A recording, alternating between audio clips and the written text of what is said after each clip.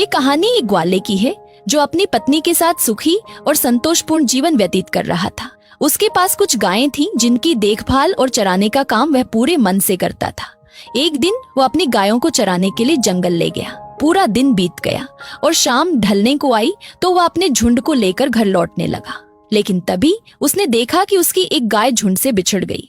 गाय इधर उधर भटक ही रही थी कि उसने सामने एक बाघ को दबे पांव अपनी ओर बढ़ते हुए देखा। डर के मारे वह तेजी से भागने लगी, लेकिन बाघ भी उसके पीछे दौड़ पड़ा। भागते भागते गाय के सामने एक दलदल आ गया। घबराई हुई गाय बिना सोचे समझे उस दलदल की ओर गाय घबराकर दलदल के अंदर कूद गई और उसके पीछे पीछे बाघ भी छलांग लगा बैठा। दोनों के बीच की दूरी बहुत कम थी, लेकिन अब वे कुछ भी करने में असमर्थ थे। धीरे धीरे कीचड़ में धंसने लगे और इतनी निकटता के बावजूद बाघ गाय को पकड़ नहीं पा रहा था। कुछ देर बाद गाय ने बाघ से पूछा, क्या तुम्हारा कोई गुरु या मालिक है?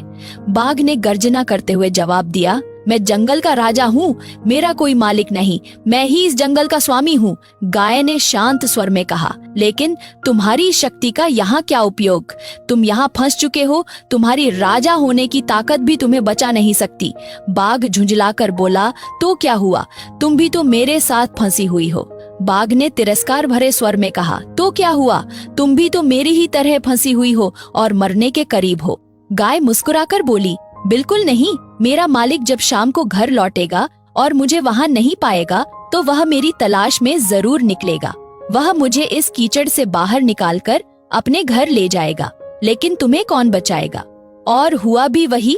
जब ग्वाला घर पहुँचा तो उसकी पत्नी ने बताया कि एक गाय कम है।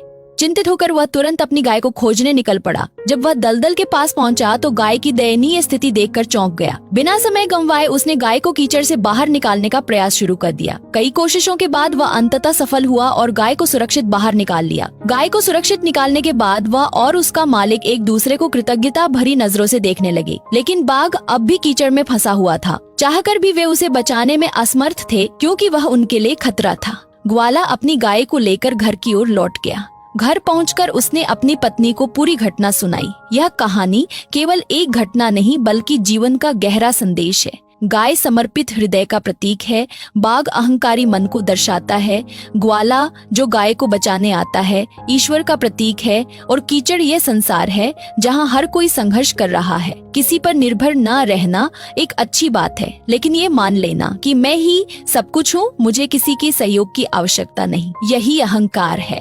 और अहंकार ही विनाश का बीज बो देता है